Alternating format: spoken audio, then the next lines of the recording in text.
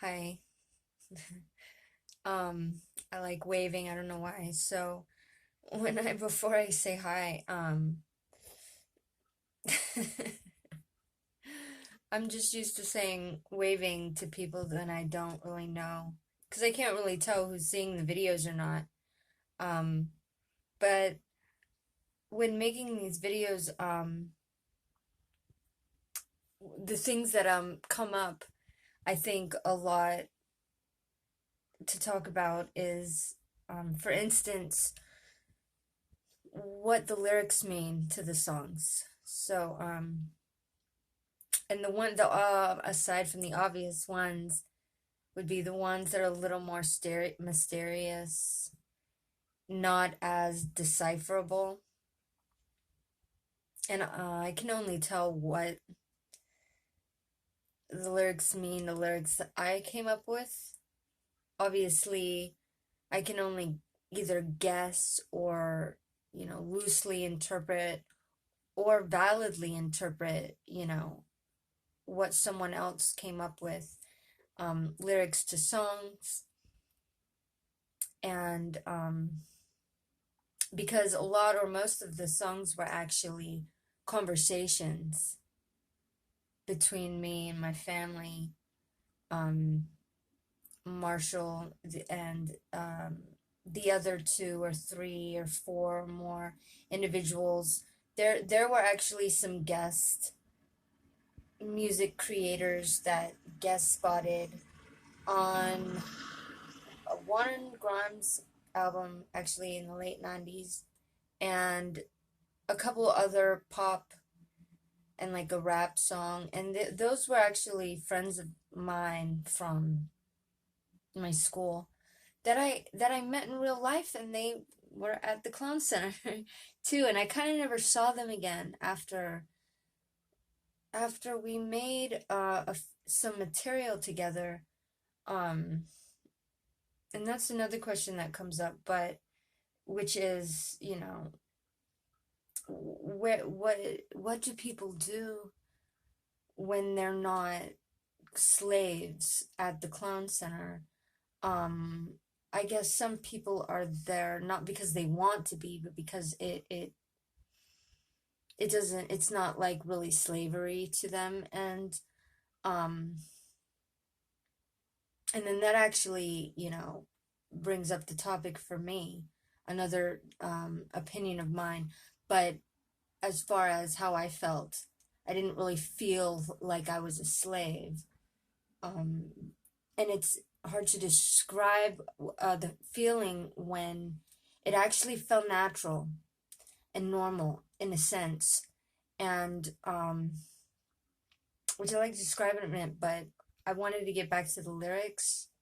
Um, or maybe I could keep talking about how, like, that dream machine, which is the technology machine that is used at the center to, you know, make everything, because it can read your mind. Um, and I don't know the technology behind it. Obviously, I believe it is either Tesla or ancient Atlantean. And so I have no idea how it works. Like, as far as the technology goes, if you go on Marshall's sites, he explains a bit of it in somewhat detail, but it is called, well, I call it a dream machine. I'm not sure what he might call it the same. Um, but actually, if anyone's curious about what it looks like, I will tell you exactly I will show you. It is actually the music video by Portishead called All Mine, and I wrote that song and partially, you know, musically composed it and made the video, um, as the little girl. And I was about that age. I was pretty much 7 or 8 years old when I made the song with my mother, who helped make it. And then we made that video, consciousness transferred, obviously cloned, um, into the character, and the little girl is standing in front of the dream machine. That's exactly how it looks like at the clone center.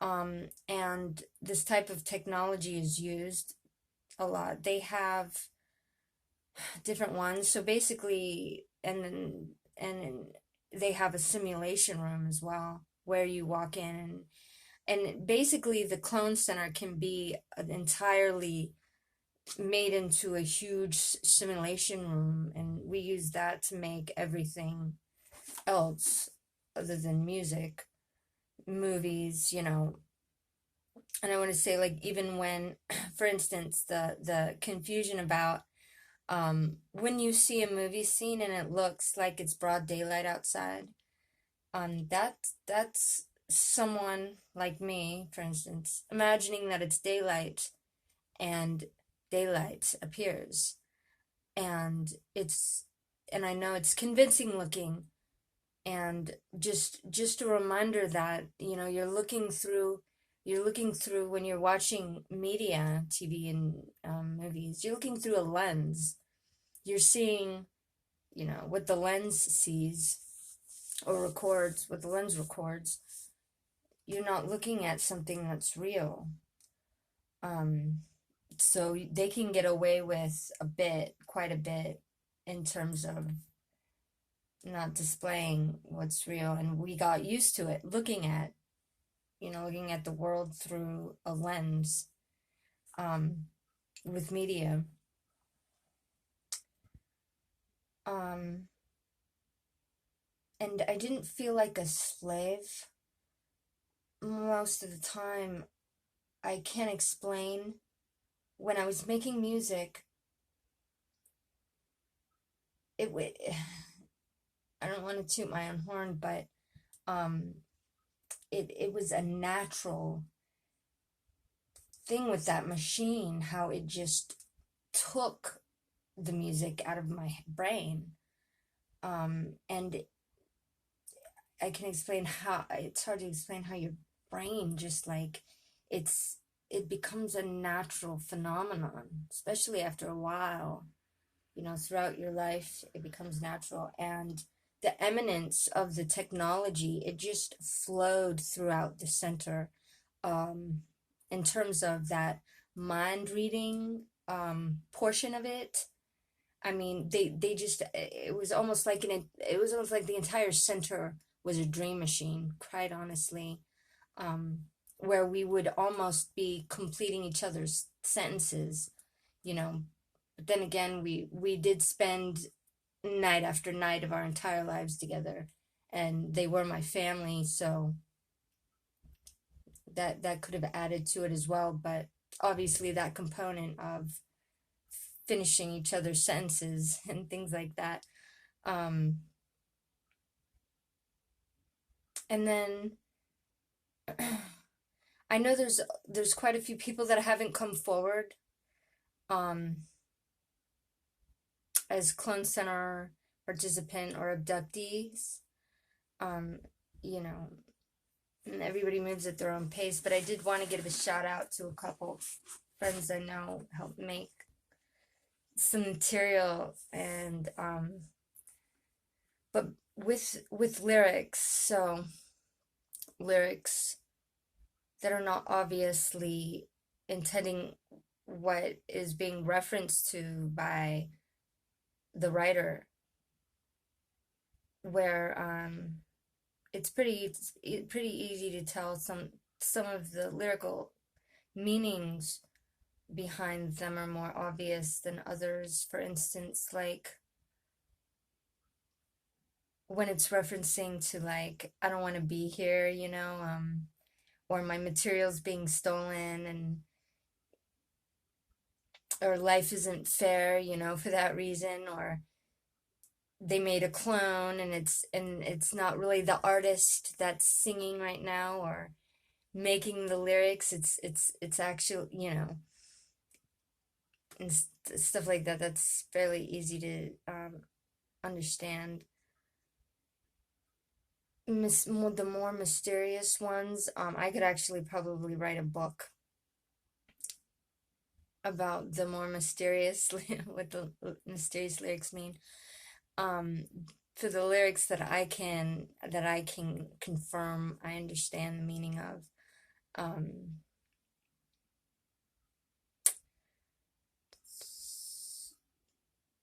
but instead of going on and on, well, one in particular that comes to mind, just a random song, Interpol song called Obstacle One, and that one, I was 7 or 8 years old. Yeah, when it was myself, my grandmother, and my dad wrote the lyrics. And another thing I wanted to say was it's kind of hard to remember who wrote exactly which lyric to certain songs, especially the reason because and it usually took about 3 people to make one song on average, three or four, three or four, up to 5 people sometimes. um and first we would come up with the lyric, and so there was like a step process to come up with one song. First we would make the lyrics, then um it would take 1 or 2 people to come up with to sing the melody to the song, right? um and actually the next step was we would come up with the musical composition, like the instruments or the flow and the beats, the musical composition of the song. And then one of us or 2 of us would come up with the melody and sing it. And obviously we would sing it through the cloned individual. And it's very interesting how the clone has the original, and when I call it an original, it is, so every clone has an original. It's the DNA matched person, the original man or woman individual that the DNA was taken from, their blood or whatever. And these clones retain the original's voice to an extent. Um, but and we were encouraged to sing in foreign accents as well. I recall being trained to come up with different accents. Particularly, I was trained to come up with, or I myself came up with, I can't remember who told me, or I came up with singing in a Caribbean, like a Caribbean woman, like an older, wiser, how the Caribbean people kind of sound old and long in tooth to an extent. But yeah, and the lyrics to that song by Interpol. So the lyrics, she can read, she can read. This is kind of a funny story. I had just learned to read, right?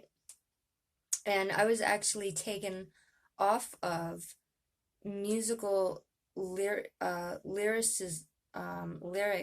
assignment. Like they took me off of it to learn to read, because I wasn't old enough. When I was 7 years old, around 7 years old, I learned to read.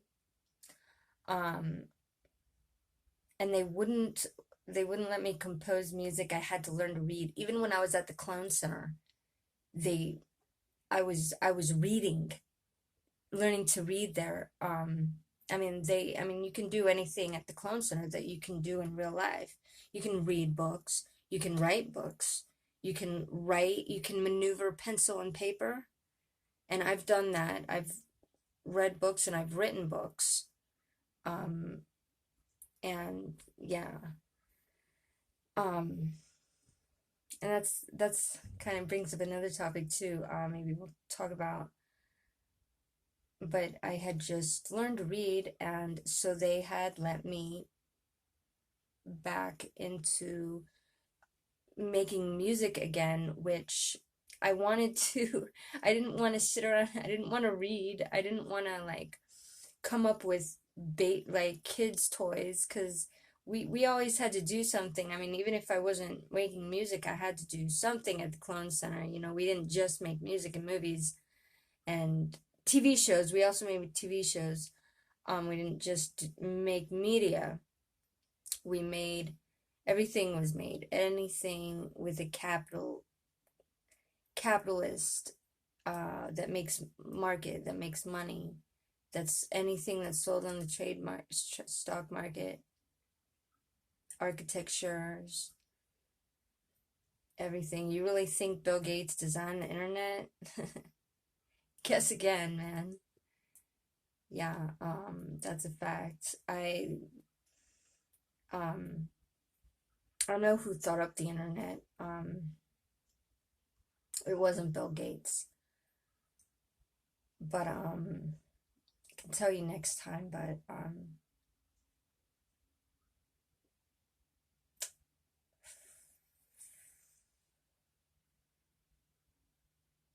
and I actually, well, some of the books I remember writing, Harry Potter series, and how I wrote that book was, we made the film first before I made the book. And I remember one of my duties, or one of my skills anyway, that I was good at was um, art, not art direction, but scene direction, where my job was to put the scenes of the film in order from start to finish, because it would take years and sometimes decades to make one movie. And so I think they had touch screens. It's hard for me. You know what it was? You know what it was like? It was something like Minority Report, where they had the big glass screen, and the scenes would be up on a big screen like that. And because I remember it was something like that, which is basically like it's a touch screen. And I would I was good at art direction, scene direction, where I'd put them in order from start to finish. I think it's called editing, maybe. But I'm not sure what else you would call that duty. And I recalled the scenes. I recalled the dialogue and from each scene, and I wrote them down. I wrote down the dialogue, and then basically told J.K. Rowling, who, you know, took my name because she rolled right over me. Um, that's what my dad named her that for that reason. Um, and wrote down on paper, you know, where to put each scene from the film into the book, and just handed her that stack, that book. So yeah, and she rolled right over me. Funny pun. Um, so after we had made the movie, and other films that took a long time to make, and for no real reason other than, I guess we just didn't come up with a lot of ideas in a certain time frame. For instance, one film that took one of the longest time period to make, took 30 years to make, was the latest Disney release, Loki, and we actually wrapped that up like half or three quarters of that film the last year before it was released. Um, and the scenes from that film were made by myself, my mother, and another Clone Center participant. Um,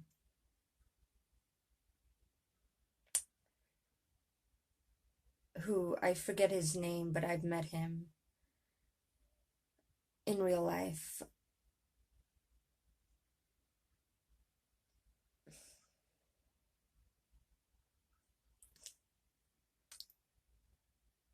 And, but some questions, I actually have a few. If anyone that can see my video here, any Clone Center participants that didn't create, I know there was a few that created video games, and there was a few that made paintings and sculptures and inventions, which my main thing was movies, music, media, journalist pieces, like, and journalist pieces are basically made where you're just making up a story and they make it sound like news. That's where 90% of not all your news comes from, by the way, through the media. Even like homemade looking videos on the internet were made at the Clone Center. You know, it's hard to tell, man. I will admit that it's impossible to tell. But God is my witness. Everything I'm saying is not, none of it is, I'm not lying. Basically, I am not lying. I'm telling the truth right now. And the another interesting fact scenario with whose clone is based on an original that is still alive and based on, yeah, well, for instance, my clone, I think it's obvious who my clone is. I kind of feel weird naming it. And I have a few, and you know, my mother and my father have clones, and some friends from high school that I actually was friends with after I kind of didn't even know I was at the Clone Center, and I was naming just a bunch of cool people that I wanted to hang out with that I thought were really good looking or really cool and funny. And I'd say, you know, after I'd say they're really cool or funny, I would say their name. And I will tell you what, if you knew me in the late 90s, boy, you better look at it. Some famous people that they cloned after you, because I can tell. And I think as I say this, anybody out there that knew me then, um, that's the case. If you're wondering, you have a clone running around, obviously at the Clone Center. That's what happened. That's why that happened. Sorry, I just say things and I didn't know they were gonna do that. I mean, they cloned me, so you know, obviously, how do I feel about it? It's just it's the ethical um question that remains, you know, and what's going on with but anyway, aren't we assumed disclosure? rights. It's our DNA.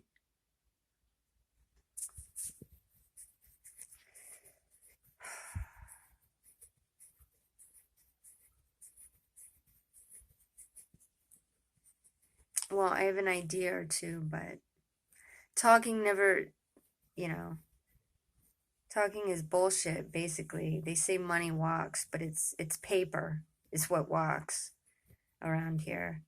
Money stopped talking. Well, or money is the bridge. Sorry, paper is the bridge to getting it done. Anybody have suggestions? I'm all ears. How we can attain some disclosure about our clones. The other question is,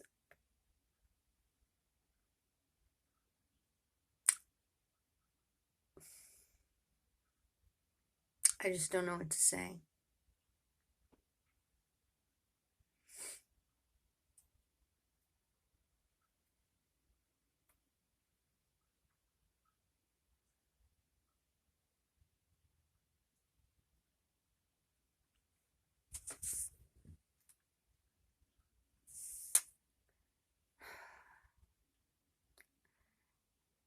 My concern is, are they being treated well right now? Where are they? And I think we have a right as individuals, men and women, with moral concern, and more, just basic questions. What's, what kind of shape, and are they being taken care of? And what is it like to be a clown? That's got to be scary if you don't have control. I honestly don't know if a clown has learned to walk. I mean, I didn't master walking until I was like 3 or 4 years old. And I'm still mastering the art of language. And to this day. So to say that a clone is able to walk and talk, if they weren't, if they missed those, very fundamental, important first years to learn, years, a lot of times they just create it out of a petri dish, and within 5 minutes it's performing via microchip, consciousness transfer microchip. And I apologize that I can't explain that technology either. I mean, it is fume. I couldn't imagine how that works. It obviously works with human biology to an extent, to a large portion and extent.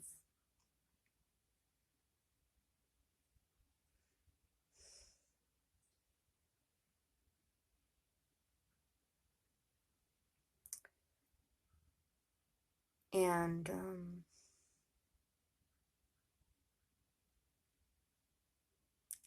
who would lead us? This is the question of the century, aside from fixing our system, which I think the big repeating mantra was less big government. And these truths, with the correct solution, is being exposed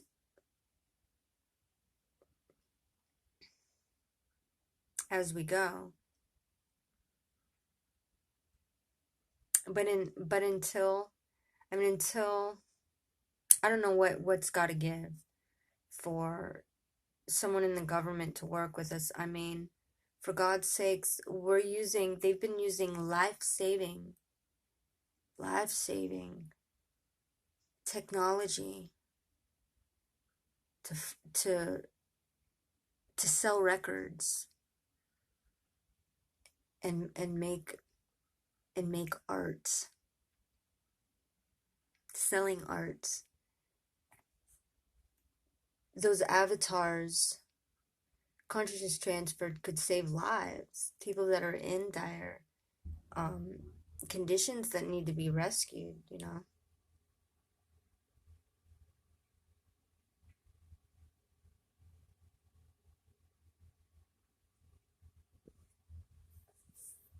Where the jaws of life, you know, for instance, wouldn't save. It would take more than that. Instead of using it to make music and films.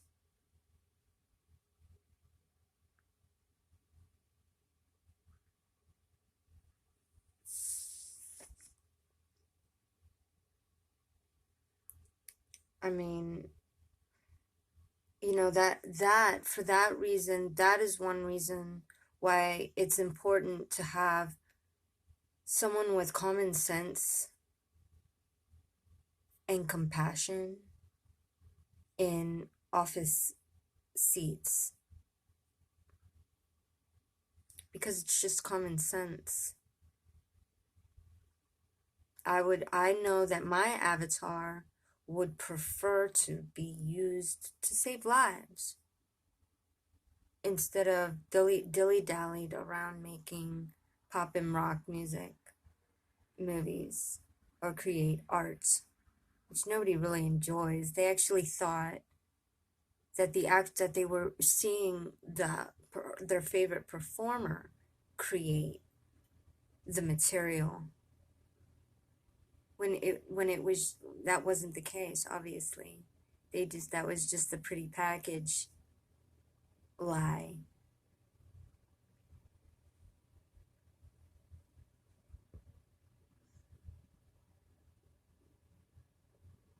Well, I'm finally, I can say right now, you know, out of sight, out of mind, I can sleep at night. And that is a reward, incidentally. And I'm able to not require as much sleep, and I feel more rested from less amount of sleep for the first time.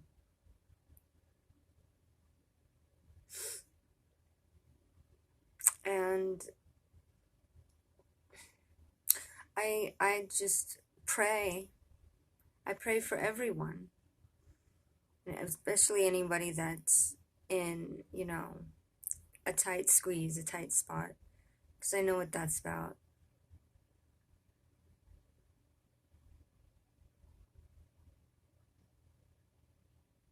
Well, good night and God bless. And shout out to your government. Don't be shy.